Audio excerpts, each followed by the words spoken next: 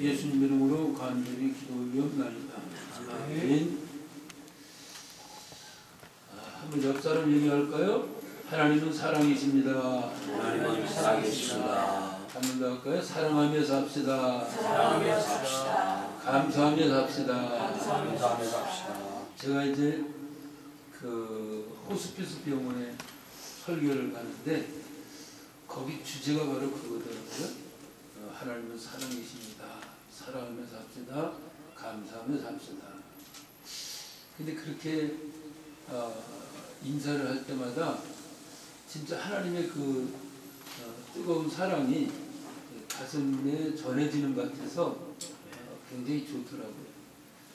그래서 제가 이제 원래는 43년 목회하면서 저는 이제 교회에서 인사를 그렇게 시켰어요. 잘 되고 있습니다. 이렇게 시켰거든요. 근데 가만히 생각해 보니까 잘 되려면 하나님의 사랑이 우리에게 부어져야 잘 될 것 같아요. 그래서 이제 좀 바꿨어요. 하나님은 사랑이십니다. 사랑하며 삽시다. 감사하며 삽시다. 아멘. 아멘. 아멘. 아멘. 아마 목사님들 다 어제 고난주일을 다 지나셨죠? 그래서 아마 오늘 본문의 말씀은 모든 목사님들이 다 교회에서 증거했던 말씀이라고 생각이 돼요. 저도 이제 목회하면서 1년에 한 2번 정도는 이사야서 53장을 강의한 것 같아요. 우리가 아는 것처럼 고난받는 종의 노래 그런 제목이잖아요. 이사야 53장이. 이사야 선지자는 사실 예수님에 관해서 참 많은 내용을 예언했어요. 그죠? 예수님의 탄생이라든지 예수님의 죽음이라든지 예수님의 부활이라든지 뭐 여러 예수님에 대한 예언을 많이 한 것으로 우리가 알고 있죠. 이사야 7장 14절 처녀가 잉태하여 낳을 것이 그 이름을 임마누엘이라. 그 말씀을 비롯해서 9장에서 또 11장에서 예수님의 탄생에 대한 말씀을 예언했는데 그 중에 오늘 본문의 말씀은 예수님께서 고난받으실 것에 대한 그런 예언이죠. 참 저는 이 성경을 묵상할 때마다 사실은 이사야 선지자는 예수님 오시기 750년 전에 예언했던 사람이잖아요. 750년 전의 예언인데 그것이 그대로 아주 눈에 보고 이렇게 예언하는 것처럼 그대로 성취된 것을 보면서 감동을 많이 받습니다. 뭐 당연히 뭐 하나님이 하시는 일이니까 그렇겠지 생각하지만은 너무 신기하고 너무 놀라운 것 같아요. 이사야 53장을 우리가 이제 세 부분으로 나눠서 볼 수 있거든요. 첫째는 1절 3절에서는 이제 예수님이 어떤 모습으로 오시는가 그 예수님의 모습에 대해서 기록하고 있어요. 잘 아시는 것처럼 예수님은 흠모할 만한 아름다운 것이 없는 분으로 오신다는 거죠.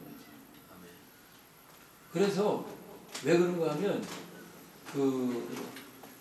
이 마른 땅에서 나온 뿌리 같다 그렇게 말씀하시고 또 고운 모양도 없고 풍채도 없은즉 그랬어요.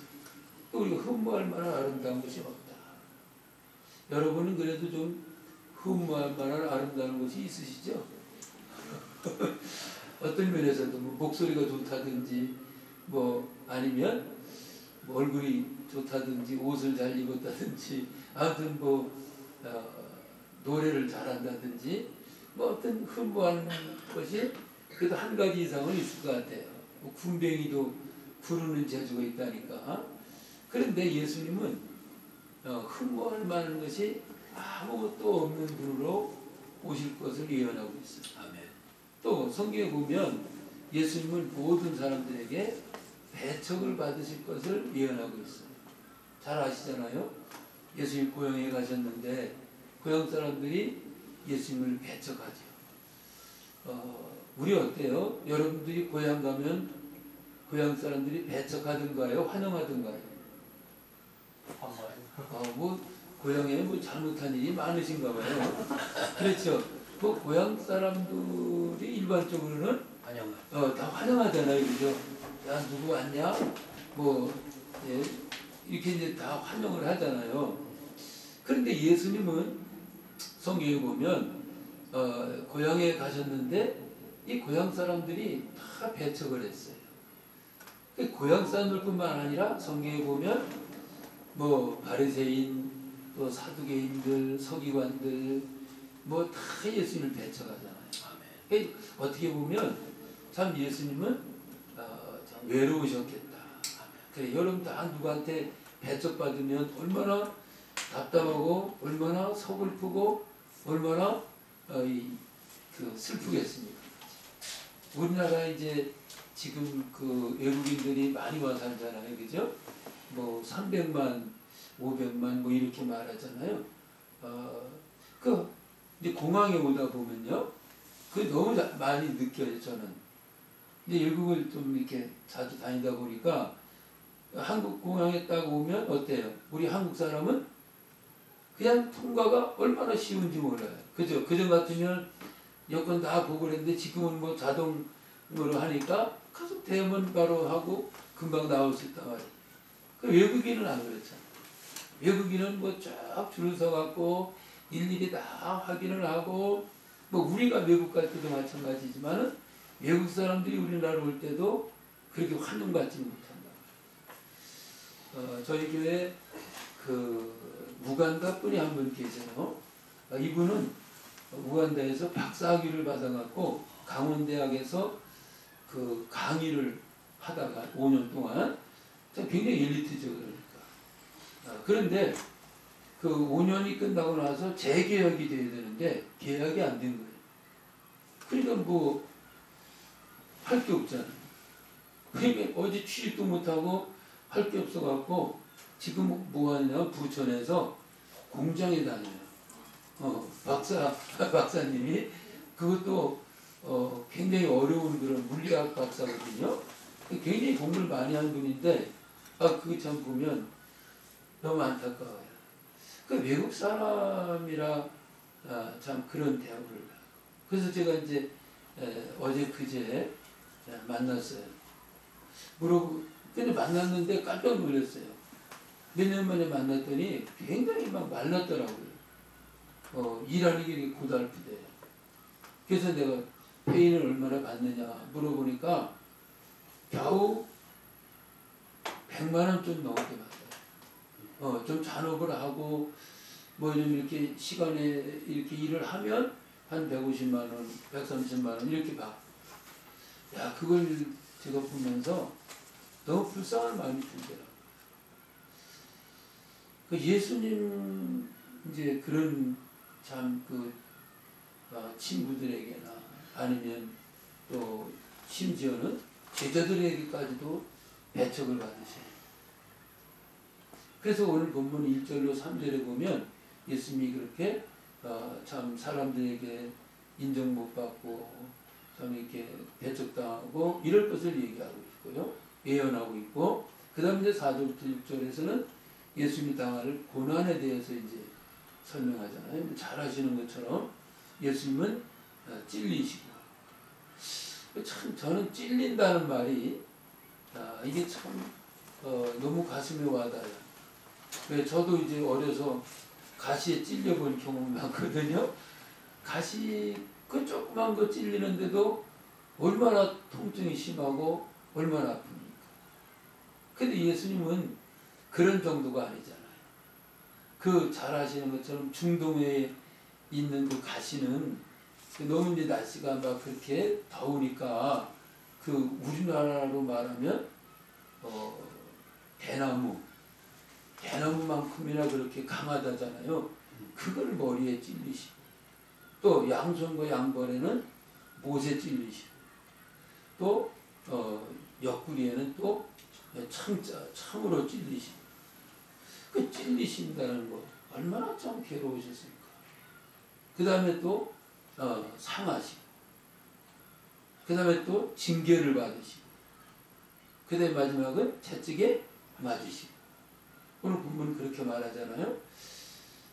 예수님이 당한 고난은 어떻게 보면 사람이 당할 수 있는 가장 큰, 가장 심한 그런 고통을 당하셨다. 이렇게 볼 수가 있는 거죠. 그래서 참 이 세상에서 사는 사람들 중에 뭐 고통을 당하는 사람이 많지만은 예수님만큼 이런 큰 고난을 당한 사람이 어디 있을까? 더군다나 이제 6절에 보니까 우리는 다 양 같아서 그릇 향하여 각기 제 길로 갔는데, 그죠? 우리의 죄악을 예수님께 담당시키셨다. 이렇게 말씀하셨어요. 그 예수님은 하여튼 인간이 당할 수 있는 모든 고난을 다 당하셨다는 거죠. 근데 중요한 거 하나는 뭐냐면 왜 그러면 그런 고난을 당하셨을까? 사실은 고난은 왜 왔어요? 아담과 하와가 선악과를 따먹고 하나님께 범죄함으로 모든 고통이 왔잖아요. 그죠? 창세기 3장 11절에 먹지 말아라 근데 먹었단 말이에요. 그러니까 19절 이하에 그 당하는 고난을 말하고 있잖아요. 그래서 막 땅이 저주받고 엉겅퀴를 내고 또 여인은 또 해성의 수고와 또 고통을 더 크게 하고 남자는 땀을 흘려야 되고 결국은 흙으로 돌아가는 그런 고난과 고통이 다 죄 때문에 온 거란 말이에요. 그 사실 예수님은 죄 없으신 분이잖아요. 그럼 죄 없으신 분은 고난을 당할 이유가 없잖아요. 그죠? 찔릴 이유가 없고 상할 이유가 없고 매맞을 이유가 없고 징계받을 이유가 없단 말이죠.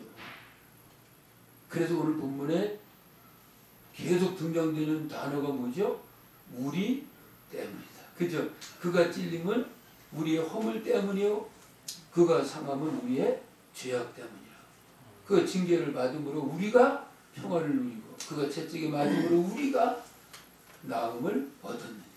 또 우리라는 단어가 이제 4절에서만 5절에서만 4번 나오고 또 6절에서 한 번 나오고 우리라. 그래서 예수님의 죽음을 우리는 뭐라 그러죠? 대속의 죽음이다. 그 우리 때문이라는 예수님 자신은 고난당할 이유가 전혀 없는데 우리 때문에 그래서 예수님의 죽음을 대신 그 이제 대속이라는 말은 결국은 쉽게 말하면 대신 죽음이다. 내가 죽어야 되고 내가 찔려야 되고 내가 맞아야 되고 내가 징계를 받아야 되고 내가 상함을 받아야 되는데 예수님 내 대신 그런 고난을 당하셨다. 이 대신. 저희는 경기도 여주가 고향이거든요. 그리고 여주에는 면이 여러 개 있는데 그 중에 대신면이 있어요. 대신. 여러분 기억이 오래 남으시라고. 대신. 아니 예수님 대신해서 이런 고난을 당하셨단 말이지. 그래서 이제 우리가 고난 주간에 의미가 있는 것은 바로 나를 대신한 고난이기 때문에 의미가 있는 것. 이게 뭐 다른 사람 얘기라고 그러면 뭐하러 이 얘기 하겠어요.